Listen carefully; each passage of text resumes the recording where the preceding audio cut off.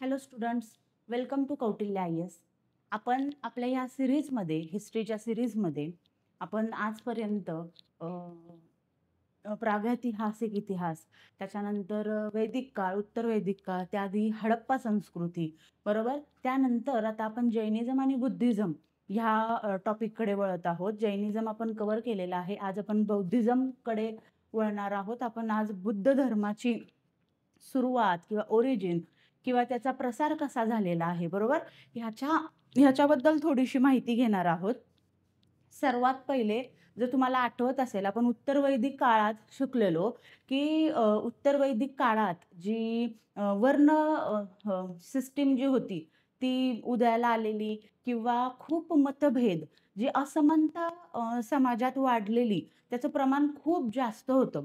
म्हणजे ब्राह्मण, क्षत्रिय, शूद्र आणि वैश्य आणि शूद्र असे चार जे वर्ण पडलेले, गट पडलेली समाजात, त्याच्यात खूप सारी विषमता होती, बरोबर. हे तुम्हाला आठवत असेल. त्यानंतर त्याचप्रमाणे आपण पाहिलेलं की शेती हा जो मुख्य व्यवसाय बनलेला, तो खूप जास्त प्रगत होत चाललेला. गंगा नदीचं जे खोरं आहे, बरोबर, त्या खोऱ्यामध्ये सुपीक जमीन, पावसाचं प्रमाणात किंवा पाऊस हा खूप योग्य प्रमाणात होता. आणि सर्वात महत्त्वाचं, जे लोखंडाचा शोध लागलेला, त्याच्यामुळे लोखंडाचे अवजारे किंवा हत्यारे माणसाने तयार करायला सुरुवात केलेली, आणि त्याच्याचमुळे शेती आपण म्हणू शकतो खूप प्रगत होत चाललेली. शेती आणि व्यापार हे दोन गोष्टी प्रगतीच्या दिशेवर होत्या किंवा प्रगतीच्या वाटेवर होत्या. आणि त्याच काळात, त्याचमुळे वेगवेगळे काय म्हणणार त्याला, एक साम्राज्य किंवा वेगवेगळे समूह नव्याने उदयाला आलेले, बरोबर. आणि त्याच्यातच हे जे आपले क्षत्रिय कुळातली जी लोक होती, बरोबर, तर त्यांनी काय केलेलं की आपलं एक साम्राज्य किंवा आपली एक राज्य स्थापन करण्यासाठी प्रयत्न केलेले, बरेच राज्य स्थापन झालेले. त्याच वेळेस समाजात जे आपण म्हणतो की सगळ्यात वर्चस्व जे होतं ते ब्राह्मणांचं होतं. त्यांना खूप ज्ञानी समजलं जात होतं. त्याच्यानंतर क्षत्रिय होते जे राज्य करत होते, बरोबर. जे वैश्य आहेत त्यांच्यामध्ये व्यापारी किंवा शेतकरी किंवा वेगवेगळे व्यावसायिक ह्यांचा समावेश होता. तर मग काय व्हायचं, ब्राह्मण जे होते ते ज्ञान किंवा ज्या आपले काय म्हणणार आपण त्याला, लास्ट टाइम पण आपण तो शब्द यूज केलेला, पुरोहिताचं काम, बरोबर. पुरोहित क्षत्रिय लोकांसाठी किंवा एखाद्या राजासाठी पुरोहिताचं काम करून त्यांचं जे धन होतं ते त्यांनी ते म्हणजे संपत्ती यायचा जो मार्ग होता तो खूप क्लिअर होता. समाजात दोन गट पडलेले, जे दोन वरचे गट होते, जे ब्राह्मण आणि क्षत्रिय आपण म्हणू शकतो, ते म्हणजे विषमता वाढायचं कारणच हे होतं की संपत्तीचं प्रमाण त्यांच्याकडे जास्त जात होतं. ज्या फॅसिलिटीज होत्या, ज्या त्यांना सुखसोयी ज्या भेटत होत्या, ज्या अधिकार भेटत होते, ते या खालच्या दोन जे गट होते त्यांच्यापेक्षा जास्त होते. बरोबर समजतंय ना. त्याच्यानंतर जे तिसऱ्या नंबरला जे वैश्य आहेत, त्यांच्यामध्ये काय झालं की ती लोक शेती करू लागली, व्यापार करू लागली, व्यवसाय करू लागली. आणि ते जे व्यवसाय, शेतीतून त्यांचं जे उत्पन्न येत आहे, त्या उत्पन्नावर क्षत्रिय लोकांनी, म्हणजे जे राज्य करत होते तिथे जे राजा होते, बरोबर, त्यांनी काही प्रमाणात कर लादले. आणि त्या कर येत होते किंवा युद्ध करून जी त्यांना संपत्ती मिळत होती, त्याच्यावर क्षत्रिय लोकांचा जो राज्यकारभार होता तो चालत होता. आणि हे तीन जे गट आहेत, आता मी जसं तुम्हाला सांगितलं की ब्राह्मण, क्षत्रिय आणि वैश्य, हे तीन गटांची सेवा किंवा चाकरी आपण म्हणू शकतो. हे हे काम होतं शूद्र लोकांचं. सगळ्यात खालचा जो गट आहे, बरोबर, चौथ्या नंबरचा जो गट आहे, त्यांचं काम हे होतं किंवा त्यांना अस्पृश्यतेची वागणूक द्यायची सुरुवात त्या काळापासून झालेली. आणि ह्या सगळ्या समाजातली जी विषमता आहे, त्या विषमतेमुळेच ठिकठिकाणी, म्हणजे आपण जे उत्तर वैदिक काळातला जो पिरियड बघतोय, जो गंगा नदीच्या खोऱ्यातला जो हे टाइमलाईन बघतोय किंवा त्या जागेवरचा जो इतिहास बघत आहे, बरोबर, ते तिथे काय झालेलं आहे, ही विषमता जास्त प्रमाणात वाढलेली आहे. आणि त्याचमुळे वेगवेगळे सेक्ट्स, म्हणजे वेगवेगळे धर्म तयार व्हायला किंवा उदयाला यायची कारणच ही होती, की समाजात खूप जास्त विषमता वाढलेली होती, खूप जास्त अस्पृश्यता वाढलेली होती. म्हणजे खूप कर्मकांडाचा प्रकार खूप जास्त वाढलेला. त्याचमुळे अ, काय झालं, की बाबा नवीन-नवीन जे धर्म उदयाला जसं आपण मागे जैनिझममध्ये शिकलो, की जैनिझमची मुख्य त्यांचं जे बेसलाईन आहे ते काय आहे? अहिंसेच्या मार्गावर चालणे किंवा अहिंसेचं जीवन जगणे. ठीक आहे. लक्षात येत असेल तुमच्या थोडंसं नोट्स घेऊन बसत चला. म्हणजे आपण जे पाठीमागे जे नोट डाउन केलेले पॉइंट्स आहेत ते बरोबर आता हे आपण कंटेम्पररी चाललेलो आहोत ना. महावीर आणि अ, गौतम बुद्ध हे जे आहेत ते कंटेम्पररी आहेत असं इतिहासात समजलं जात आहे. तर ते आपण दोघं कंटेम्पररी करूनच आपण त्यांचं अभ्यास करणार आहोत. तर त्याचप्रमाणे जसं मी सांगत होते, की जैनिझमची सुरुवात झाली, बुद्धिझमची सुरुवात झाली. ओके, आता बुद्धिझमची आपण आज सुरुवात करत आहोत. तर बुद्धिझममध्येही आपण सगळे फॅक्ट्स बघणार आहोत. फॅक्ट्समध्ये बऱ्याच गोष्टी अशा आहेत ज्या तुमच्या लक्षात राहणं गरजेचं आहे. ओके. तर मग त्यासाठी सुरुवातीलाच मी सांगते नोट्स तुमची नोटबुक आणि पेन घेऊन बसा. जे महत्त्वाचे मुद्दे आहेत ते नोट डाउन करत चला आणि एक हे लेक्चर ना स्टोरी फॉर्ममध्ये ऐका. जेणेकरून ना तुमच्या लक्षात राहील. आता गौतम बुद्धांवर बरेच सीरियल म्हणजे आत्ता सध्या रिसेंटली नाही आलेली आहे. पण मला आठवतीये, की मी स्वतः पाहिलेली आहे ती सीरियल. एक मूव्ही सुद्धा आहे गौतम बुद्धांवर बरोबर. तर तो तुम्ही बघू शकता. म्हणजे त्याने तुमचं थोडंसं अजून आपण जो अभ्यास करतोय आणि ते जे मूव्ही आहे, थोड्याफार प्रमाणात ते कुठेतरी लिंक होतं आणि आपल्या ते लक्षात राहतं. व्हिज्युअल्स आपण म्हणतो ना, ते जास्त लक्षात राहतं. ओके. आता गौतम बुद्ध हे सगळ्यांना खूप चांगल्या पद्धतीने माहिती आहे. जर तुम्हाला माहिती असेल, की येशू ख्रिस्त जे आहेत, ख्रिश्चन धर्माच्या नंतर जगात सगळ्यात जास्त फॉलोअर्स जर आहेत, म्हणजे हिंदू, बौद्ध धर्माचे खूप जास्त फॉलोअर्स आहेत. मग जसं आपण म्हणू शकतो, की जर तुम्ही पाहिलं काय म्हणतात त्याला साउथ ईस्ट कंट्रीज ज्या आहेत, बरोबर? साउथ ईस्ट कंट्रीजमध्ये बऱ्याच प्रमाणात बौद्ध फॉलोअर्स आहेत किंवा बुद्ध धर्माला फॉलो करणारी लोकं आहेत. ओके. म्हणजे देशातली बरीच लोकसंख्या जी आहे, ती बुद्ध धर्माला फॉलो करणारी आहे. आता आपण इथे हे बघू शकतो, की बुद्ध धर्माची सुरुवात कधी झालेली आहे. मी जसं तुम्हाला सांगते, की उत्तर वैदिक काळापासून उत्तर वैदिक काळाच्या शेवटी बौद्ध धर्म किंवा जैनिझम ह्यांची सुरुवात त्याच टाईममध्ये झालेली आहे. सुरुवात 2600 वर्षापूर्वी एका अशा जीवनशैलीच्या रूपात झाली, ज्यामध्ये व्यक्तीला बदलण्याची क्षमता होती. समजतंय का? म्हणजे आता ह्या इंट्रोडक्शनच्या लाईनवरूनच आपल्याला समजलं पाहिजे, की बौद्ध धर्म हा असा धर्म होता, की ज्याने बऱ्याच लोकांची जी लाईफस्टाईल आहे किंवा जीवनशैली जी आपण म्हणू शकतो, ती बदलायला मदत केलेली आहे. म्हणजे खूप मोठे-मोठे राजे झालेले आहेत, ज्यांनी त्यांच्या कार्यकाळामध्ये बौद्ध धर्माची शिकवण घेतलेली आहे किंवा जे त्यांच्या इथे काय म्हणतात परिवर्तन झालेलं आहे बुद्ध धर्मामध्ये त्यांचं, बरोबर? हा दक्षिण आणि आग्नेय आशियाई देशामधील एक महत्त्वाचा धर्म आहे. जसं मी तुम्हाला सांगितलं, की साउथ ईस्ट एशियामध्ये खूप जास्त म्हणजे फॉलो करणारे देश आहेत बौद्ध धर्माला. जसं तुम्हाला माहिती आहे बाली, इंडोनेशिया हे जे देश आहेत, तिथं खूप मोठे म्हणजे बौद्धांचे स्मारकं म्हणा किंवा खूप साऱ्या बुद्धांच्या मूर्ती, स्टॅच्यूज खूप मोठ्या-मोठ्या आहेत. तुम्ही टीव्हीला सुद्धा, YouTubeला सुद्धा पाहिलं असेल, बरोबर? आता बुद्ध जे आहेत किंवा बौद्ध धर्माची सुरुवात कशी झाली? ओके. त्याचे संस्थापक कोण होते? ओरिजिन कुठून झालेलं आहे? त्या धर्माची सुरुवात कशी आणि कोणत्या पद्धतीने झालेली आहे? आपण ते एकदा बघणार आहोत. बौद्ध धर्माचे जे संस्थापक आहेत, ओके. बौद्ध धर्माचे जे संस्थापक आहेत, त्यांना सिद्धार्थ गौतम, ओके. सिद्धार्थ गौतम जसं हे बघा इथं आहे. बौद्ध धर्माचे जे संस्थापक म्हणून ज्यांची ओळख आहे, त्यांचं नाव आहे सिद्धार्थ गौतम बुद्ध.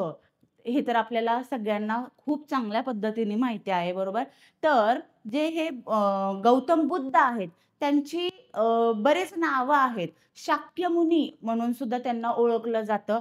गौतम सिद्धार्थ हे त्यांचं मूळ नाव होतं, बरोबर? शाक्य कुळातल्या शाक्य कुळातल्या म्हणजे जे शाक्यांचं जे एक साम्राज्य आपण म्हणू शकतो, बरोबर? ते त्या काळी होतं आणि शाक्य गणराज्याचे जे राजा होते शुद्धोधन आणि ज्या राणी होत्या महामाया ह्यांचा म्हणजे ह्यांचे ते पुत्र आहेत सिद्धार्थ गौतम म्हणू शकतो आपण. आणि गौतम म्हणजे त्यांचं सिद्धार्थ हे नाव आहे, बरोबर? पण गौतम नाव त्यांना कशावरून पडलं तर त्याच्यावर पण ना एक स्टोरी आहे. बऱ्याच स्टोरीमध्ये लोककथांमध्ये हे मी ऐकलेलं आहे किंवा पाहिलेलं आहे, की हे जे शाक्य कुळातले शाक्य साम्राज्याचे जे राजे होते शुद्धोधन आणि त्यांची जी पत्नी होती महामाया, बरोबर? त्यांच्या पोटी गौतम बुद्धांचा जन्म झालेला आहे. आणि त्यांच्या जन्माच्या नंतर म्हणजे सिद्धार्थ जे आपण त्यांचं नाव आहे, राजकुमार होते ते. त्यांच्या जन्मानंतर काही काळानंतर त्यांची जी आई होती त्यांचा मृत्यू झालेला आहे आणि त्याच्यानंतर त्यांचं जे सांभाळ आहे, त्यांचं जे संगोपन आहे, ते त्यांची मावशी प्रजापती गौतमी, त्यांचं नाव होतं प्रजापती गौतमी, ह्यांनी केला आणि त्याच्यामुळे त्यांचं नाव गौतमीपुत्र गौतम असं पडलेलं आहे, बरोबर? तर त्या म्हणजे आता तुम्हाला समजलं असेल गौतमी हा शब्दाचं म्हणजे हे नाव त्यांना कसं काय पडलं, बरोबर? आणि गौतम बुद्धांचा जर आपण जन्म बघितला तर 563 मध्ये लुंबिनी येथे त्यांचा जन्म झालेला आहे. इसवी सन पूर्व 563 मध्ये त्यांचा जन्म झालेला आहे. आणि त्यांचं पाली नाव जर बघितलं तर ते सिद्धांत असं. तर तुम्हाला लिहून दाखवते इथं. मला प्रोनाउन्सिएशन कदाचित माझं चुकत असेल, बरोबर? पण मी लिहून दाखवते तुम्हाला.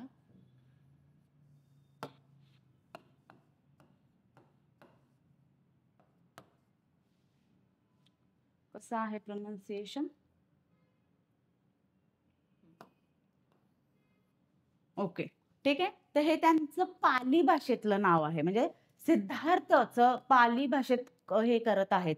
ओके. आणि त्याच्यानंतर जर तुम्ही बघाल आता म्हणजे ती स्टोरी जी आपण पुढे कंटिन्यू करू, ज्याच्यावरून तुम्हाला समजेल की जे हे सिद्धार्थ होते ते बौद्ध कसे काय झाले. ओके. जसं तर इथं आहे बघा, जन्म सुमारे 563 म्हणजे इसवी सन पूर्वमध्ये झालेला आहे. जन्म त्यांचा भारत नेपाळ सीमेजवळील लुंबिनी येथील कपिलवस्तू या राज्यात शाक्य कुळात झालेला आहे. जसं मी तुम्हाला म्हटलं की ते शाक्य राजघराण्यातले शाक्य साम्राज्यातले होते, बरोबर? घर आणि आता हे जर तुम्ही पाहिलं तुम्हाला आठवत असेल महावीर आणि गौतम बुद्ध हे जर पाहिले असतील तर हे दोघंही क्षत्रिय कुळातले होते, बरं? क्षत्रिय कुळ त्यांनी सोडून त्यांनी संन्यासी मार्ग पत्करलेला होता, संन्यासी मार्ग अवलंबलेला आहे. आणि त्यावेळेस त्यांचा बऱ्याच आता जसं आपण म्हणू शकतो की ब्राह्मणांचं खूप वर्चस्व होतं. तर ऑब्व्हियस आहे की त्यांना खूप जास्त विरोध झालेला असणार आहे. त्यांच्या स्वतःच्या घरातून झालेला असणार आहे. त्यांच्या समाजातून म्हणजे जी हे वर्चस्व जसं ब्राह्मणांचं जे वर्चस्व होतं, बरोबर? त्यांच्याकडून त्यांना खूप विरोध झालेला असणार आहे. पण जसं आता आपण त्या स्टोरीमध्ये ऐकणार आहोत त्याच्यावरून तुम्हाला समजेल की नक्की जे हे सिद्धार्थ होते, राजकुमार जे होते ते गौतम बुद्धांमध्ये कसं त्यांचं परिवर्तन झालं. ओके. आता राजकुमार आहे म्हटल्यावर त्यांचं जीवन जे होतं ते खूप चांगल्या पद्धतीने ते जगत होते किंवा काय म्हणणार एक जे राजघराण्यातली जी वागणूक आहे ती त्यांना भेटत होती, ज्या सोयी आहेत त्या भेटत होत्या. ओके. पण कुठेतरी त्यांच्या मनात किंवा त्यांच्या डोक्यात हे विचार सतत चाललेले असायचे, की नक्की जो आपलं हे जीवन प्रवास आहे, त्याचा नक्की अर्थ काय आहे? सुख-दुःख म्हणजे नक्की काय आहे? ओके. आणि त्याच ह्याच्यात जसं आता त्याच्या आधी जर तुम्हाला सांगते, बाल वयातच त्यांचा विवाह झालेला, बरोबर? आणि त्यांच्या म्हणजे त्यांच्या पत्नीचं नाव हे यशोधरा, बरोबर? त्यांचं म्हणजे खूप लहान वयात त्यांचं विवाह झालेला.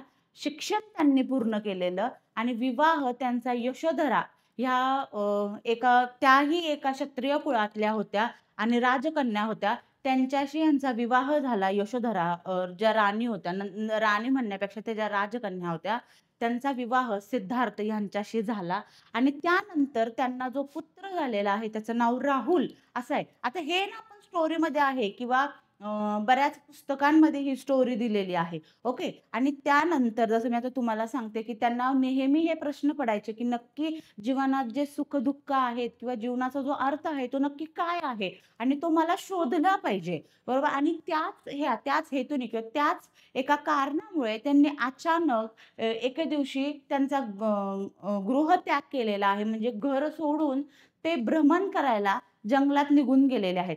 त्याआधी त्याआधी आता हे त्यांनी घर सोडायचा डिसिजन का घेतलेला आहे?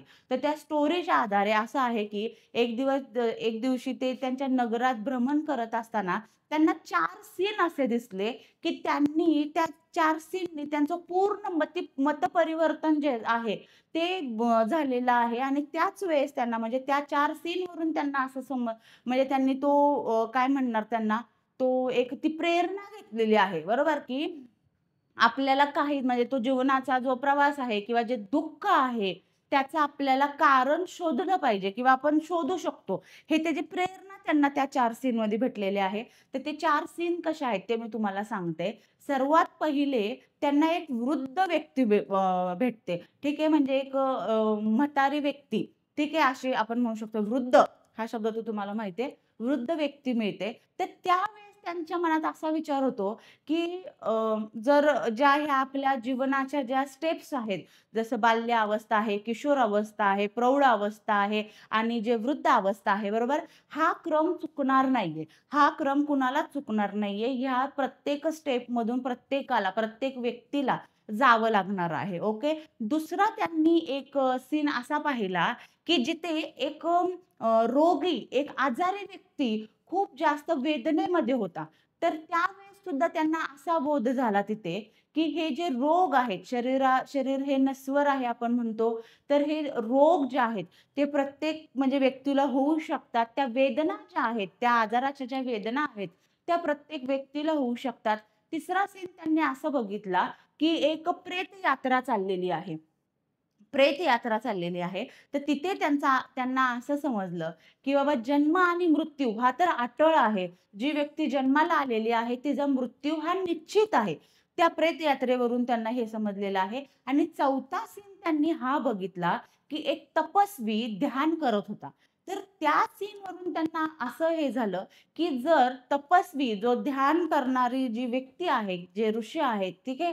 ते ह्या 2 किंवा 3 ह्या सगळ्या स्टेजमधून जरी जात असतील, तरी त्यांची जी एक विस्डम पॉवर आहे किंवा त्यांचं जे ज्ञान आहे, त्या वेदनांना खूप कमी करणारं आहे किंवा त्या वेदना सहन करण्याची ताकद, शक्ती त्या आपल्याला ध्यानातून किंवा ते जे तपस्वी आहेत, त्यांना त्या ध्यानातून मिळालेली आहे. आणि हेच ते 4 सीन होते, हेच ते 4 कारण होते, ज्याने जे राजकुमार सिद्धार्थ होते, त्यांनी अचानक एके दिवशी गृहत्यागाचा डिसिजन घेतलेला होता किंवा गृहत्याग त्यांनी केलेला होता. बरोबर. आता त्यानंतर त्यांनी 7 वर्ष भ्रमण केलेलं आहे.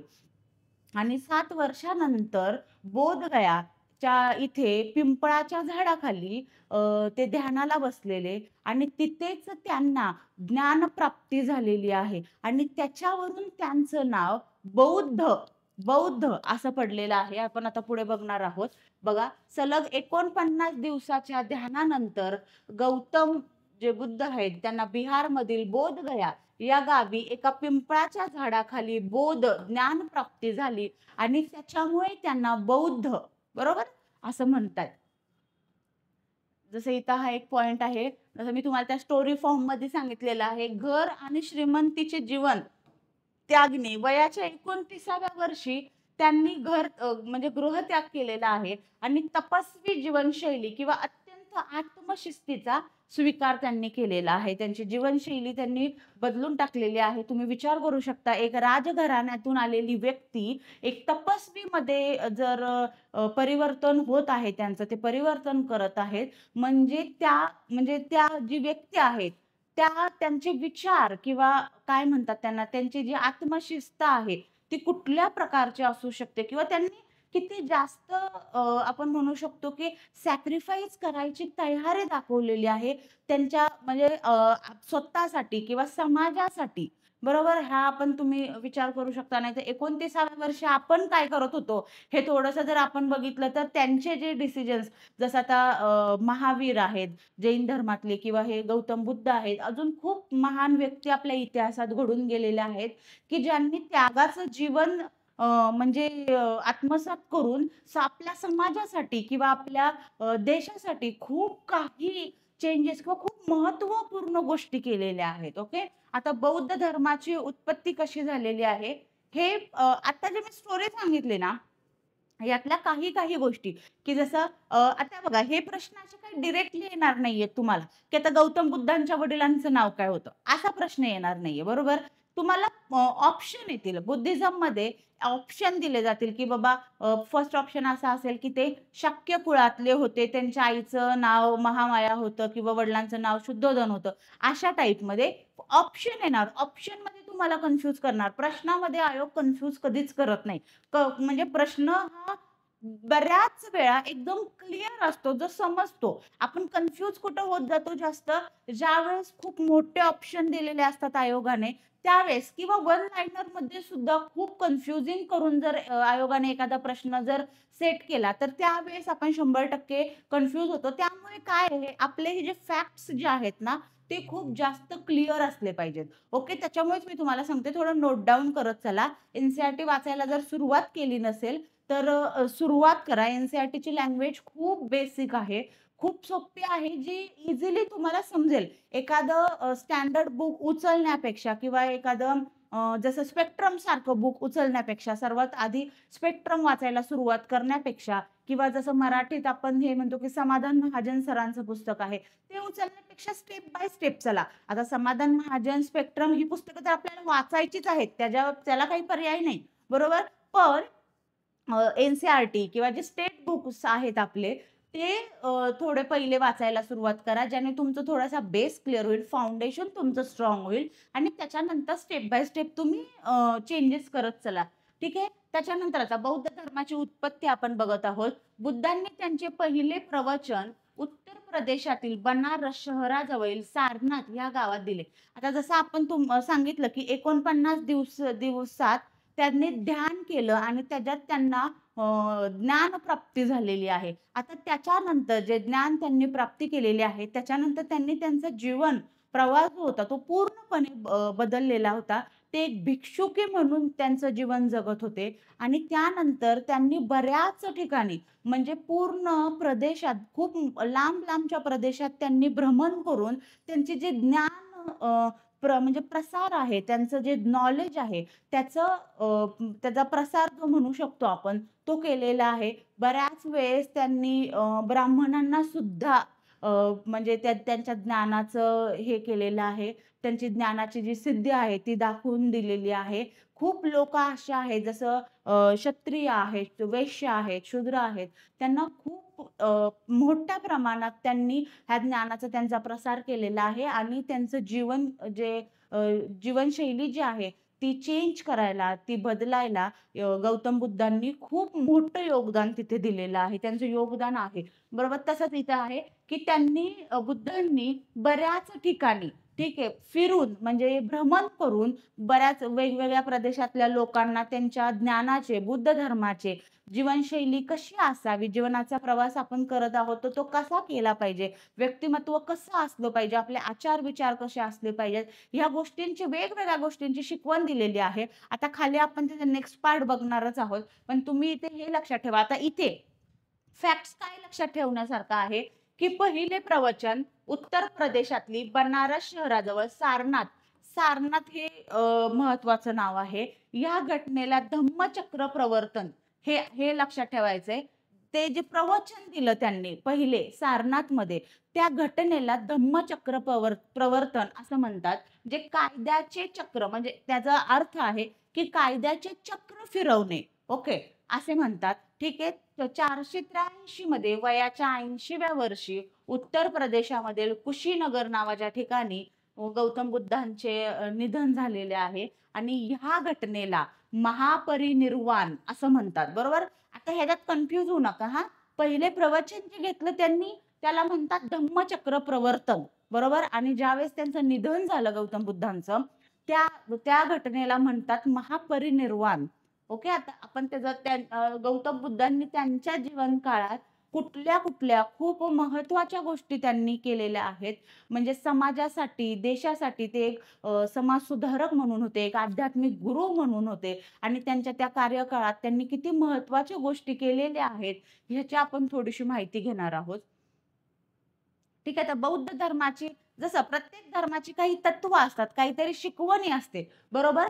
तसंच बौद्ध धर्माच्या पण काही तत्वे आहेत, काही शिकवणी आहेत, ते आपण हे बघतो. आता जसं काही 4 उदात्त सत्य बौद्ध धर्मात दिलेली आहेत. तर ती 4 उदात्त सत्य काय आहे? जसं मी तुम्हाला सांगितलं, त्या 4 सीनमध्ये गौतम बुद्धांना हे समजलेलं आहे, की दुःख प्रत्येकाच्या आयुष्यात आहे. प्रत्येक व्यक्तीच्या आयुष्यात दुःख हे असणार आहे. दुःख हे जगाचे सार आहे. ओके. तर ह्याचा प्रश्न तुम्हाला कसा विचारला जाणार आहे? तत्व, की बाबा गौतम बुद्धांची कोणती तत्व होती, ठीक आहे, किंवा कुठल्या पद्धतीने त्यांची शिकवण होती, ठीक आहे, ह्या पद्धतीने प्रश्न विचारले जाणार आहे. प्रत्येक दुःखाचे कारण असते, ठीक आहे. प्रत्येक दुःखाचे काहीतरी कारण असते, बरोबर आहे. त्यानंतर दुःख कमी करता येते, ठीक आहे. दुसरे, आता हे जे आहे ना, दुःख कमी करता येते, आता त्याच्यासाठी आहे ना त्यांनी वेगवेगळे पर्याय सांगितलेले आहेत. जसं ध्यान सांगितलेलं आहे. आपले मन आपल्या म्हणजे कंट्रोलमध्ये असलं पाहिजे. या अशा बऱ्याच गोष्टी त्यांनी सांगितलेल्या आहेत. नंतर अष्टांगिक मार्ग अनुसरण. आता हे अष्टांगिक मार्ग जे आहेत ना, ते खाली आपण बघणार आहोत, की ते 8 मार्ग कुठले आहेत, ठीक आहे. आता जसं इथे बघा, अष्टांगिक मार्ग त्यांनी सांगितलेले आहे, की उजवा दृष्टिकोन, ठीक आहे, योग्य उपजीविका, योग्य हेतू, योग्य जागरूकता, योग्य भाषण, योग्य प्रयत्न, योग्य एकाग्रता आणि योग्य कृती. आता ह्या गोष्टी मी तुम्हाला एक्सप्लेन करून सांगू का थोड्याशा एक एक ह्याच्यातच? जसा दृष्टिकोन आहे, आपल्या जीवनाला घेऊन किंवा प्रत्येक व्यक्तीला घेऊन एक चांगला दृष्टिकोन, एक चांगले विचार आपले असले पाहिजेत. हेतू आपला चांगला असला पाहिजे. कुठलंही आपण एखादं काम करतोय, कुणाला एखादी मदत करतोय, कुठला विचार करतोय, बरोबर, तर त्याचा हेतू चांगला असला पाहिजे. त्याच्यानंतर योग्य भाषण, आपली वाणी खूप शुद्ध आणि आपली वाणी खूप योग्य असली पाहिजे. एखाद्याचं मन दुखवते असं जर आपण बोलत आहोत, तर त्याचा काहीच उपयोग नाही. योग्य कृती, आपली जी कृती आहे, आपले जे जीवनात आपण जगत असताना जे आपले आचार विचार आहेत, ते खूप चांगले असले पाहिजेत. योग्य उपजीविका म्हणजे जीवन जगण्यासाठी योग्य मार्गाने आपण धन प्राप्ती केली पाहिजे. योग्य उपजीविकेने आपण जगलो पाहिजे, ठीक आहे. जीवन जगता आलं पाहिजे. योग्य जागरूकता असली पाहिजे, बरोबर. माणसाला नेहमी जागरूकता असणं खूप जास्त गरजेचं आहे. आणि जागरूकता असणं हे आजच्या काळात आपल्याला तसं नव्याने सांगायची गोष्ट नाहीये किंवा नव्याने सांगायची गरज नाहीये, ठीक आहे, की माणूस जागृत असला पाहिजे. हे किती महत्वाचं आहे आजच्या काळात सुद्धा. आणि त्यांनी त्यावेळेस आपल्याला हे सगळे जे शिकवणी आहेत किंवा जे हे मेसेज आहेत त्यांचे, ठीक आहे, ते त्यांनी तेव्हा सांगितलेले आहेत, की ते आपल्याला आता खूप जास्त महत्वाचे आहेत. प्रत्येक व्यक्ती ते विचार आपण म्हणजे ते जे शिकवण आहे ते आपण जर फॉलो केली, तर आपला जो लाईफ आहे ते खूप चांगल्या पद्धतीने आपण जगू शकतो किंवा खूप चांगल्या पद्धतीने आपण एक म्हणू शकतो, की मी माझं जीवन खूप चांगल्या पद्धतीने जगलो आहे, बरोबर. योग्य प्रयत्न करणं खूप महत्वाचे आहे. आणि योग्य एकाग्रता. एकाग्रता म्हणजे काय, की मन आपलं आपल्या ताब्यात असलं पाहिजे. एखादी गोष्ट जर मनाविरुद्ध होत आहे, तर ती तिथल्या तिथेच सोडून द्यायची खूप मोठी ताकद आपल्यामध्ये असली पाहिजे. हे तर हा मेसेज तर माझे पर्सनली मला माझ्या घरचे किंवा माझे वडील सुद्धा मला प्रत्येक वेळी हे देत असतात किंवा तुमच्या पण घरातले तुम्हाला सांगत असतील, की मनाविरुद्ध एखादी गोष्ट होत आहे, तर ती सोडून देत चला. ती धरून बसू नका. कारण तिथे तुमची जी प्रगती आहे, ती कुठेतरी थांबवायची ताकद ह्या मनाच्या विरुद्ध ज्या आपल्या गोष्टी आहेत त्यांच्यामध्ये आहेत. आपली प्रगती कुठेतरी थांबवू शकते, बरोबर. ह्या खूप जे ह्या शिकवणी आहेत ना, मला पर्सनली असं वाटतं, की जर आपण आपल्या पर्सनल डेली लाईफमध्ये जर ह्या गोष्टी आपण थोड्याशा यूज करायला सुरुवात केली, ठीक आहे, इन्क्लूड करायला सुरुवात केली, तर आपल्यात पण खूप सारे पॉझिटिव्ह चेंजेस व्हायची शक्यता आहे किंवा होऊ शकतात, बरोबर ना. ठीक आहे. आता नेक्स्ट हे जे आहे, आता त्यांनी ते जे 8 हे सांगितलेले त्याचं थोडंसं डिस्क्राईब करून त्यांनी सांगितलं आहे. दुःख आणि त्याचे विलोपन हे बुद्धांच्या सिद्धांताचे केंद्रबिंदू होते. बरोबर? त्यांनी वर सुद्धा हेच सांगितलेलं आहे. दुःख हे प्रत्यक्ष वेदनापुरते मर्यादित नाही, तर या गोष्टी अनुभवण्याच्या क्षमतेपर्यंत देखील मर्यादित आहे. म्हणजे दुःख झालेलं आहे, ठीक आहे. आता एखादा व्यक्ती पडलेला आहे, त्याला लागलेला आहे, ठीक आहे, रक्तस्राव सुरू झालेला आहे, तर त्या दुःखाच्या 100% वेदना त्याला खूप जास्त होणार आहे. पण काही दुःख अशी असतात, की त्याची जखम होत नाहीये. बरोबर? मनाला म्हणजे मानवी शरीराला ती दुःख न होता किंवा ती वेदना न होता, मानवी मनाला किंवा मानवाच्या काय म्हणू शकतो आपण, चला एक चांगला शब्द आहे, पण आपण आता हेच करूयात, की मनाला त्याच्या वेदना होतायत. म्हणजे त्यांना इथं काय सांगायचंय, वेदनेपुरतं मर्यादित नाहीये. ठीक आहे. वेदनेपुरतं मर्यादित नसून गोष्टी म्हणजे दुःख जे आहे ना, ते आपण म्हणजे कुठल्या क्षमतेपर्यंत ते अनुभवतोय दुःख, ते ते त्या म्हणजे त्या क्षमतेवर सुद्धा ते मर्यादित आहे. ओके. बौद्ध धर्माचे सार म्हणजे ज्ञानप्राप्ती. जसं आपण म्हणतोय, की गौतम बुद्धांना त्या पिंपळाच्या वडाखाली ज्ञानप्राप्ती झालेली. हेच आहे, की आपण बौद्ध धर्म आता बरेच बौद्ध धर्माचे जे फॉलोअर्स आहेत, बरोबर? त्यांची सुद्धा हीच एक काय म्हणतात त्यांना थिंकिंग आहे, की बौद्ध धर्मात आल्याच्या नंतर किंवा बौद्ध धर्म ज्ञानप्राप्ती जी होते. आता स्वतः डॉक्टर बाबासाहेब आंबेडकरांचं सुद्धा हे मत होतं, की जीवनाचा जो सार आहे, तो आपल्याला बौद्ध धर्मामध्ये शिकवला जातो किंवा आपण तो शिकू शकतो बौद्ध धर्मामध्ये, बरोबर? तर तिथे त्यांनी हेच सांगितलेलं आहे, धर्माचा सार जो आहे, एक मूळ केंद्रबिंदू जो आहे, तो काय आहे? ज्ञानप्राप्ती हा असा आहे.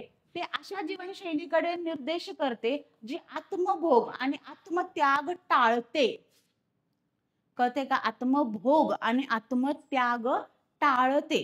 ठीक आहे. म्हणजे तुम्हाला सॅक्रिफाइसेस करायचेत, पण असे इतके जास्त म्हणजे तो त्याग जो आहे, तो बौद्ध धर्मामध्ये नाहीये. तुम्हाला त्याग नाही करायचा आहे. जो आत्मभोग आहे, तो सुद्धा म्हणजे पूर्णपणे टाळायचा आहे. ठीक आहे. म्हणजे इथे काय म्हणतायत ते, की जीवनशैलीकडे निर्देश करते, जे आत्मभोग आणि आत्मत्याग टाळण्याचं सांगत आहे. ठीक आहे. त्याच्यानंतर बौद्ध धर्मात कोणताही सर्वोच्च देव किंवा देवता नाही.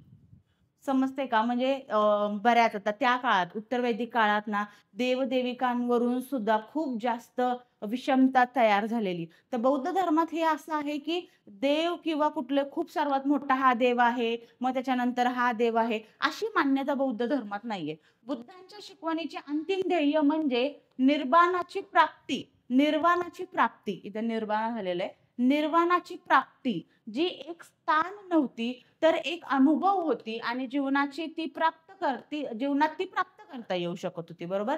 ज्ञानप्राप्तीने आपण म्हणतो ना निर्वाणाकडे माणूस चाललेला आहे किंवा त्याचा जीवनाचा प्रवास चाललेला आहे. तर ते बौद्ध धर्मात त्यांनी सांगितलेलं आहे, की अंतिम ध्येय आपण जसं हिंदू धर्मात आपल्याला हे आहे, की मोक्ष मिळाला. बरोबर? मोक्ष आपण त्याच्याशी रिलेट करू शकतो. हिंदू धर्मात आपण काय म्हणतो, की बाबा तुम्ही कर्म तुमचे चांगले ठेवा. ठीक आहे. कर्म चांगले ठेवलं तर त्याची फळं चांगली भेटणार आहे. तुम्हाला मोक्ष मिळणार आहे. हा जो काय म्हणतात त्याला जो अ, जन्म-मृत्यूचा जो आपल्या नाही पौराणिक कथांमध्ये सांगतात, की जन्म-मृत्यूचा जो हा एक सर्कल आहे, एक सायकल आहे, ठीक आहे. त्याच्यातून तुम्हाला मोक्ष मिळणार आहे, असं आपण हिंदू धर्मात बोलतो. तसंच सेम बौद्ध धर्मात हे आहे, की बौद्ध धर्माचे अंतिम ध्येय जे आहे ना, ते निर्वाणाकडे जाणं, निर्वाण प्राप्त करणं आहे. बरोबर? आणि ते काही स्थान नाहीये. ठीक आहे. म्हणजे आता हिंदू धर्मात पण मोक्ष मिळाला. मोक्ष मिळाला म्हणजे काय? माणूस कुठल्यातरी एखाद्या ठिकाणी जाऊन राहणार आहे का? नाही. ठीक आहे. तसंच इथे सुद्धा आहे. निर्वाणा मिळणं म्हणजे काय? की असं नाहीये की ती एखादी व्यक्ती एखादी प्लेस आहे आणि ती तिथं जाऊन पोहोचली आहे आणि तिथं जाऊन पोहोचली म्हणजे तिला निर्वाणा भेटलेला आहे. असं नाही. ती एक स्थान नव्हती, तर ती एक अनुभव करायची गोष्ट आहे. निर्वाणा जे आहे ना, तो एक अनुभव आहे स्वतःमध्ये. ठीक आहे. आणि जीवनात ती प्राप्त करता येऊ शकते, असं बौद्ध धर्माची शिकवण आहे. बरोबर? बुद्धांनी मठवासी आणि सामान्य माणसांनी पाळण्यासाठी आचारसंहिता देखील स्थापित केलेली आहे. जसं मी तुम्हाला सांगते त्यांच्या काहीतरी शिकवण आहेत, त्यांची काहीतरी तत्व आहेत. तर गौतम बुद्धांनी काय केलेलं आहे, की भिक्षुकी ज्या आहेत किंवा जे भिक्षू आहेत, ठीक आहे, आपण त्यांना मंक म्हणतो. तर त्यांच्यासाठी काहीतरी आचारसंहिता आहे किंवा सामान्य माणूस आहे तुमच्या माझ्यासारखे, त्यांचं आयुष्य जगण्यासाठी, त्यांचं जीवन जगण्यासाठी गौतम बुद्धांनी काहीतरी एक तत्व दिलेली आहेत, काही सिद्धांत दिलेले आहेत, आचारसंहिता त्याला म्हटलेलं आहे, ठीक आहे. आणि त्याला 5 उपदेश किंवा पंचशील असे सुद्धा म्हणतात, ठीक आहे. आणि त्यापासून जे पंचशील आहेत, ठीक आहे, त्याच्यापासून माणसाने कसं स्वतःला दूर ठेवावं, याचा त्यांनी आपल्याला संदेश दिलेला आहे. हिंसाचार टाळणे. जसं आता जैन धर्मात तुम्ही बघितलं असेल अहिंसा, बरोबर? अहिंसा होती. तसं इथे सुद्धा आहे. त्यांनी हिंसाचार टाळणे असं सांगितलेलं आहे. चोरी करणे टाळा. ठीक आहे. त्याच्यानंतर लैंगिक गैरवर्तन करणे टाळायचं आहे. खोटे बोलणं टाळायचं आहे आणि मादक पदार्थाचा वापर करणं टाळायचं आहे. हे त्यांचे पंचशील आहेत. हे खूप सोप्या भाषेत तिथं सांगितलेले आहेत. बौद्ध धर्माचे प्रमुख ग्रंथ काही आहेत. आपण ते बघूयात कसे आहेत ते. ठीक आहे. बुद्धांची जी शिकवण होती ती मौखिक होती. ठीक आहे. त्यांनी 45 वर्ष शिकवले. ज्या गटाला त्यांनी संबोधित करत होते त्यासाठी शिकवणी अनुकूल केलेली होती. म्हणजे ते पूर्ण सगळ्यांसाठी शिकवण देत होते. असं नव्हतं, की बाबा कुठलातरी एक गट आहे आणि त्यांच्यासाठीच ती शिकवण आहे, असं नाही. जसं आता तुम्ही उत्तर वैदिक काळात बघितलं असेल, की देवांची पूजा करणं किंवा एखादा ग्रंथ पठण करणं, गायत्री मंत्राचं पठण करणं, हे स्त्रियांसाठी आणि जे शूद्र होते त्यांच्यासाठी त्याची मान्यता नव्हती किंवा त्याचे अधिकार त्यांना नव्हते. तर असं बौद्ध धर्मात काही विषमता नव्हती किंवा काही अस्पृश्यता पाळली जात आहे, असं काही नव्हतं. संघाने शिकवणी तोंडपाठ केल्या आणि उत्सव आणि विशेष प्रसंगी सामूहिक पठण होत गेले. म्हणजे त्यांनी जी शिकवण दिली, ठीक आहे, ती त्यांचे जे शिष्य होते, गुरुनी आपल्याला काहीतरी सांगितलेलं आहे, चांगली शिकवण दिलेली आहे, तर त्यांनी त्यांच्या जे शिष्य होते त्यांनी ते पाठांतर करून बऱ्याच जे चांगले प्रसंग आहेत किंवा खूप महत्त्वाच्या ज्या घटना आहेत, ठीक आहे, त्यावेळेस त्यांनी ते सामूहिक पठण त्याचं करत होते. पहिल्या परिषदेत शिकवणीचा सराव आणि प्रमाणीकरण करण्यात आले. 483 इसवी सन पूर्वमध्ये 3 पिटकांमध्ये विभागण्यात आले आणि त्यांच्या शिकवणी पाली भाषेत सुमारे 25 ईसापूर्व लिहिण्यात आल्या. आता हे काय आहे? पहिल्या परिषदेत जसं सारनाथला मी तुम्हाला सांगितलं, त्यांनी ते प्रवचन दिलेलं, ठीक आहे. त्याच्यात ते जे ती शिकवण दिलेली आहे, ती त्यांनी 3 पिटकांमध्ये 3 भागात विभागलेली आहे आणि ती जी शिकवण आहे किंवा ते जे त्यांनी दिलेली जी काही ती 3 पिटकं आहेत, बरोबर? ती पाली भाषेत आहेत, ठीक आहे. पाली भाषेत आहेत आणि इसवी सन पूर्व 25 मध्ये ती लिहिलेली आहेत. आता त्याला त्रिपिटकं असं सुद्धा म्हणतात. त्याच्यात विनय पिटका, सुत्त पिटका आणि अभिधम्य पिटक असे 3 ही पिटकं आहेत. ठीक आहे. आता ती काय आहेत त्याची आपण थोडीशी माहिती घेणार आहोत. ठीक आहे. विनय पिटक जे आहे, ठीक आहे, त्याच्यात भिक्षू आणि भिक्षुणी ज्या आहेत, ठीक आहे, म्हणजे स्त्री-पुरुष यांचा दोघांचाही समावेश आहे. इथे त्याच्यावरून हे समजते आपल्या उत्तर वैदिक काळात तसं होतं का? नाही. पुरुषांना बरेच अधिकार होते, स्त्रियांची स्थिती खूप खालावलेली होती. ओके. तिथे इथे तुम्हाला समजू शकतं, की भिक्षू आणि भिक्षुणींच्या मठ जीवनासाठी लागू असलेले आचार, नियम आणि शिस्त ह्याचा समावेश विनय पिटकात होता. ठीक आहे. सुत्त पिटकांमध्ये काय होतं? बुद्धांच्या मुख्य शिकवणी किंवा धम्मांचा समावेश होता. ते 5 जे 5 जे मुख्य शिकवणी आहेत किंवा जे धम्म आहेत, ते कुठले आहेत त्याचं आपण हे करूयात. दिघा निकया, ठीक आहे. ही नावं थोडीशी लक्षात ठेवा. मिजजिमा निकया, संयुक्त निकया आणि अंगुतारा निकया आणि खुद्दका निकया. आता ही ना नावं मी थोडंसं म्हणजे वेगवेगळे म्हणजे प्रोनन्सिएशन चुकत असतील, पण जर तुम्ही एन-सी-आर-टी मध्ये पाहिलं किंवा आपण नेक्स्ट आता जसं आपल्या हिस्ट्रीमध्येच आर्ट अँड कल्चर सुद्धा बघणार आहोत. ठीक आहे. तर त्यावेळेस सुद्धा मी तुम्हाला तिथे खूप नीट पद्धतीने म्हणजे सांगते किंवा मी ज्या पी-डी-एफ तुम्हाला अवेलेबल करून देणार आहेत, त्याच्यात ते खूप योग्य पद्धतीने त्याचं डिस्क्रिप्शन केलेलं आहे. तर प्रोनन्सिएशन थोडंसं चुकत असेल तर त्याच्याकडे थोडं दुर्लक्ष करा. ठीक आहे. आणि त्यातूनही काही प्रॉब्लेम वाटत असेल, जसं मी तुम्हाला प्रत्येक वेळेस सांगितलेलं आहे, ऑफिसला या किंवा टेलिग्राम ग्रुपला विचारत चला. ठीक आहे. तिथं आपण तुमचे जे पण डाउट्स असतील ते क्लिअर करू. आणि तिसरं जे आहे ते अभिधम्य पिटकं. हे काय आहे? भिक्षूंच्या शिक्षणाचे आणि विद्वत्पूर्णांचे जे कार्याचे तात्विक विश्लेषण जे आहे ते पद्धतशीरपणे केलेलं आहे. म्हणजे जे विद्वान किंवा जे भिक्षू जे आहेत, ज्यांचं शिक्षणाचे जे काही नियम आहेत, बरोबर? किंवा काही तत्व आहेत, त्याचं विश्लेषण खूप चांगल्या पद्धतीने अभिधम्य पिटकांमध्ये केलेलं आहे. आता 4 ही आपण पिटकं बघितलेली आहे. आता आपण बघू बौद्ध परिषदा ज्या आहेत, त्या कशा हे झालेल्या आहेत, ठीक आहे. त्याच्यात बौद्ध परिषदांनी सुरुवातीच्या बौद्ध धर्मात महत्वाचे वळण घेतलेले आहेत. परिषदांमुळे सांप्रदायिक संघर्ष झाला आणि अखेर महाविवाद निर्माण झाला. आता हे तर प्रत्येक ठिकाणी प्रत्येकच ह्याच्यात होत असतं, की एखादी संस्था आहे किंवा एखादा धर्म नव्याने स्थापन झालेला आहे. तो काही वर्ष किंवा काही काळ खूप चांगल्या पद्धतीने, म्हणजे ती जी एक पहिली प्रमुख व्यक्ती असते, तिने ते खूप चांगल्या पद्धतीने कंटिन्यू केलेलं असतं. पण त्यांच्यानंतर काही त्यांचे अनुयायी असतात, त्यांच्यामध्ये मतभेद होतात किंवा विचारांचे काहीतरी मतभेद होतात आणि त्यानंतर तो संघ जो आहे, तो धर्म जो आहे, तो वेगवेगळ्या पार्टमध्ये डिव्हाईड झालेला आपण बघितलेला आहे. जसं आता आपण मागच्या वेळी जैन धर्मामध्ये बघितलं, की श्वेतांबर आणि दिगंबर असे 2 त्यांचे पार्ट्स पडले. तसेच इथं सुद्धा झालेलं आहे. ठीक आहे. काय आपण बघत होतो, की या परिषदांमुळे सांप्रदायिक संघर्ष झालेला आहे. अखेर महाविवाद निर्माण झालेला आहे आणि त्यामुळे महायाना आणि हिनयान, आता हे थेरवाद इथं हे केलेलं आहे. महायान आणि हिनयान असे 2 मुख्य पंथांची स्थापना तिथे झालेली आहे. एकूण 4 प्रमुख बुद्ध परिषदा बोलवण्यात आलेल्या होत्या बौद्ध धर्मामध्ये. ठीक आहे.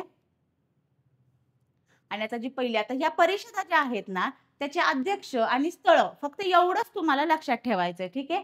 तर पहिली परिषद जी झालेली आहे, त्याचे अध्यक्ष आहे महाकश्यप, ठीक आहे. आणि त्याचं स्थळ आहे राजगृह, ठीक आहे. एवढं लक्षात ठेवा फक्त. अध्यक्ष महाकश्यप होते, पहिली परिषद होती आणि ती कुठे झालेली? राजगृहामध्ये झालेली. दुसरी परिषद जी आहे ती सबकामी अध्यक्ष त्यांचे होते आणि वेश्याली मध्ये त्यांचं दुसरी परिषद झालेली. तिसरी परिषद कुठे झालेली आहे? तिसरी परिषद झालेली आहे पाटलीपुत्र आणि अध्यक्ष होते मोंगलीपुत्त टिसा. आणि चौथी जी झालेली आहे ती वसुमित्र त्याचे अध्यक्ष होते आणि ती झालेली आहे काश्मीर. ही खूप महत्वाची परिषद म्हटली जाते बौद्ध धर्मामध्ये. ठीक आहे. आता बौद्ध धर्माच्या शाळा ज्या आहेत, जसं मी तुम्हाला म्हटलं, ठीक आहे. महायान आणि हिनयान असे 2 हे आहेत. तर महा म्हणजे काय आहे? महान वाहन म्हणून त्याची ओळख होते. बुद्धांच्या स्वर्गीयतेवर विश्वास तिथे जे ते 2 वेगवेगळे गट पडलेले आहेत ना, तर त्या गटांच्या काही काय म्हणतात त्याला नियम आहेत किंवा काहीतरी मान्यता आहेत, बरोबर? तर त्याचा इथं त्यांनी माहिती सांगितलेली आणि मूर्तिपूजेचा अवलंब त्यांनी केलेला आहे. हिनयानामध्ये काय झालेलं आहे? वडिलांची शिकवणी म्हणून ओळखलेलं गेलेलं आहे. मूर्तिपूजेवर विश्वास नाहीये त्यांचा आणि आत्मशिस्त आणि ध्यानाद्वारे मोक्ष प्राप्ती होऊ शकते, असे त्यांचे विचार होते. प्राचीन भारतातील बौद्ध धर्माचा प्रसार कसा झालेला आहे? बौद्धांचे 2 प्रकारचे शिष्य होते, भिक्षू, ठीक आहे, आणि दुसरे सामान्य उपासक किंवा उपासिक त्यांना म्हणतात. त्यांच्या शिकवणीचा प्रसार करण्याच्या उद्देशाने भिक्षूंना संघटित केले गेले होते. ठीक आहे. म्हणजे आता जसं की जे भिक्षू आहेत, ठीक आहे, ते एका ठिकाणी आले, त्यांनी त्या शिकवणी घेतल्या, त्यांनी ते ज्ञान प्राप्ती केली आणि त्यानंतर ते वेगवेगळ्या ठिकाणी म्हणजे डिस्ट्रिब्यूट त्यांना म्हणजे करण्यात आले किंवा ते स्वतः गेलेले आहेत, जेणेकरून समाजात ते ज्ञान प्रसार करू शकतील. त्यांची जी बौद्धांची जी शिकवण आहे, ती ते तिथं म्हणजे पुढे चालवून देतील किंवा पुढे सांगतील. बरोबर? त्याच्यासाठी त्यांना संघटित केलेलं होतं आणि ती शिकवण देऊन नंतर त्यांना ती शिक्षणाचा प्रसार करण्यासाठी म्हणजे जाण्यासाठी सांगितलेलं. बौद्ध धर्माचा प्रसार, आता महासंघ, बुद्धांच्या शिकवणीचा प्रसार कसा झालेला आहे? संघांचे संघटन झालेलं आहे. ठीक आहे. आणि ग्रामीण भागात फिरणे. म्हणजे आता त्यांनी काय केलेलं आहे, की महासंघ तयार केले. तिथं त्यांचे जे अनुयायी होते त्यांना तयार केलेलं आहे आणि त्याच्यानंतर बौद्ध धर्माचा जो प्रसार आहे, तो करण्यासाठी ग्रामीण भागात जसं त्यांनी हे केलंय, संघाचे संघटन करून मी तुम्हाला सांगितलं जसं, की त्यांनी संघटन करून ग्रामीण भागात असू दे किंवा वेगवेगळ्या प्रदेशात त्यांनी ती बौद्ध धर्माचा प्रचार केलेला आहे. ठीक आहे. संघाने केलेल्या संघटित प्रयत्नांमुळे बुद्धांच्या ह्यातीतही बौद्ध धर्माने उत्तर भारतात जलद प्रगती केलेली. जेव्हा हयात होते बुद्ध, त्यावेळेस सुद्धा त्यांनी जे संघ तयार केलेले त्याच्यामुळे खूप मोठ्या प्रमाणात खूप कमी काळात बुद्ध धर्माचा खूप जास्त प्रसार झालेला. बुद्धांच्या मृत्यूनंतर त्यांचे अनुयायी त्यांच्या ध्यान मार्गावर चालले आणि ग्रामीण भागात फिरले. ठीक आहे. जसं मी आता वर सांगितलेलं 200 वर्ष महान मौर्य राजा अशोकाच्या आगमनापर्यंत बौद्ध धर्म यांच्या हिंदू समकक्षांनी झाकलेला राहिला. ठीक आहे. आता हा पॉइंट मी तुम्हाला ज्यावेळेस आपण अशोकाचं मौर्य राज्यात जेव्हा आपण बघणार आहोत तेव्हा अशोकाची जी कारकिर्दी आहे त्यावेळेस आपण तिथं कार्यकाळ जो आहे तिथं आपण ते बघणार आहोत. कलिंग विजयातील रक्तपातानंतर सम्राट अशोकाने सांसारिक विजयाचे धोरण सोडून देण्याचा निर्णय घेतला आणि धम्म विजय स्वीकारला. समजते ना? म्हणजे ही स्टोरी तर तुम्हाला सुद्धा माहिती असेल की सम्राट अशोकाने जे कलिंगमध्ये जे युद्ध झालेलं तो जो रक्तपात तो जो एवढं मोठी जीवितहानी जी झालेली ती त्यांच्या मनावर खूप परिणाम करून गेलेली आणि त्याच्यामुळेच त्यांनी बौद्ध धर्म स्वीकारलेला त्यानंतर.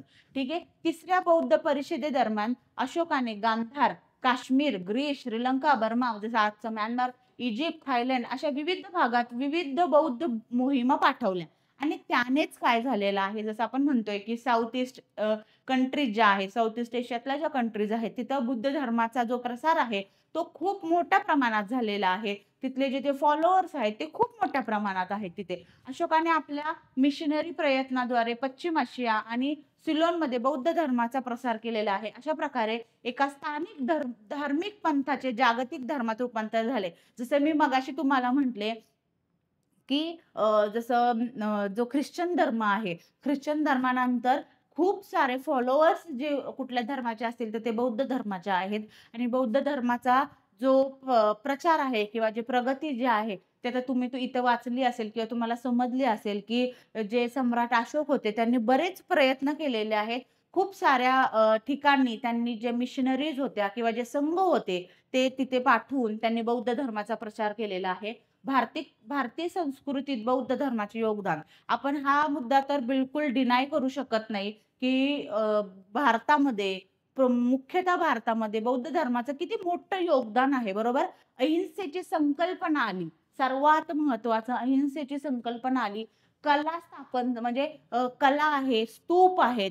ठीक आहे. बरं खूप साऱ्या अशा आर्किटेक्ट मधल्या जर गोष्टी आर्ट अँड कल्चर मधल्या जर आपण बघायला गेलो आता आपण नेक्स्ट ह्याच्यात बघणारच आहोत की बौद्ध काळामध्ये बुद्धिझम मध्ये आर्ट अँड कल्चर खूप जास्त मोठ्या प्रमाणात झालेलं आहे. शिक्षणाला चालना मिळाली. जसं तक्षशिला, नालंदा ह्या ज्या युनिव्हर्सिटी आहेत ठीक आहे त्या स्थापन झाल्या. पाली भाषा आणि इतर स्थानिक भाषांची वाढ झाली. ठीक आहे. हे भारतामध्ये योगदान आहे बौद्ध धर्म स्थापन झाल्याच्या नंतरचं. ठीक आहे. नंतर अहिंसेची संकल्पना ही त्यांची प्रमुख देणगी होती. नंतर ती आपल्या राष्ट्राच्या मौल्यवान मूल्यांपैकी एक बनली. समजते ना तुम्हाला? अहिंसा हे खूप जास्त महत्वाचा शब्द आहे आणि ती खूप महत्वाची गोष्ट आहे. ठीक आहे. भारताच्या कला आणि स्थापत्य कलेमध्ये त्यांचे योगदान उल्लेखनीय होते. सांची, बरहूत आणि गया येथील स्तूप आता तुम्ही हे केलं असेल सांची स्तूप किंवा गया स्तूप जे आहे ते वास्तुकलेचे अद्भुत नमुने आहेत. ठीक आहे. तक्षशिला, नालंदा आणि विक्रमशिला सारख्या निवासी विद्यापीठाद्वारे शिक्षणाला खूप मोठी त्या काळात किती मोठी चालना मिळण्याचं म्हणजे किती मोठं योगदान आहे शिक्षणासाठी हे तुम्ही थोडंसं लक्षात घ्या. पाली भाषा आणि इतर स्थानिक भाषा बौद्ध धर्माच्या शिकवणीतून विकसित झाल्या. आशियातील इतर भागातही भारतीय संस्कृतीचा प्रसार या धर्माने केलेला आहे. ठीक आहे. सौम्य राजनीतिक मार्ग म्हणून बौद्ध धर्म ओळखला जातो. ठीक आहे. तर हे ठीक आहे. तर आपण इथे हे बघितलेलं आहे की बौद्ध धर्म आता आहे ना मी फक्त फॅक्ट सांगितलेले. मी जैनिझम मध्ये पण फक्त फॅक्ट सांगितलेले. बुद्ध धर्मामध्ये बौद्धिझम मध्ये पण मी फक्त फॅक्ट सांगितलेले आहेत. पण जैनिझम आणि बुद्धिझम ह्याचा आपण कंपॅरिझन मध्ये एक लेक्चर घेणार आहोत ज्याच्यामध्ये मी PDF तुम्हाला देणार आहे आणि ज्याच्यात पूर्णपणे जसं बुद्धिझमचे काही फॅक्ट्स आहेत, जैनिझमचे काही फॅक्ट्स आहेत ते तिथं आपण अवेलेबल करून देणार आहोत. होप की तुम्हाला जैनिझम आणि बुद्धिझम हे दोन्ही सुद्धा चॅप्टर समजलेले आहेत. काही डाऊट्स असतील तर प्लीज टेलिग्राम चॅनल आपला जॉईन करा किंवा आपला जो कौटिल्य IAS ऑफिस आहे तिथं भेट देत चला. काही डाउट्स असतील तर ते आपले क्लिअर होतील. ठीक आहे. अभ्यासाला चांगली सुरुवात केलेली आहे आणि ती तशीच कंटिन्युअस प्रोसेसमध्ये राहायचं आहे. कुठेतरी केलीये, मग 4 दिवस थांबलेलो आहे, अशा प्रकारे करायचं नाहीये. एक कंटिन्युअसली राहिली तर तुम्ही त्या सायकलमध्ये, प्रोग्रेसमध्ये, त्या प्रोसेसमध्ये तुम्ही कंटिन्यू राहाल, तर कुठेतरी तुमची ती लिंक लागणार आहे. ती लिंक तुटता कामा नये. जसं बुद्धिझम आहे, जैनिझम आहे, तर आपण एक एक स्टेप बाय स्टेप चाललेलो आहोत, बरोबर? तर ती जी लिंक आहे, ती जर मध्ये-आधी तुटली, तर तुमचं थोडंसं कन्फ्युजन होणार आहे, की हे कधी आलं, ते कधी सुरू झालं, हे कसं झालं? तर ते होऊ नये असं जर वाटत असेल, तर थोडंसं स्टेप बाय स्टेप चला, ठीक आहे? आणि लिंक जी आहे ती कंटिन्यू प्रोसेसमध्ये राहा. ओके. Thank you.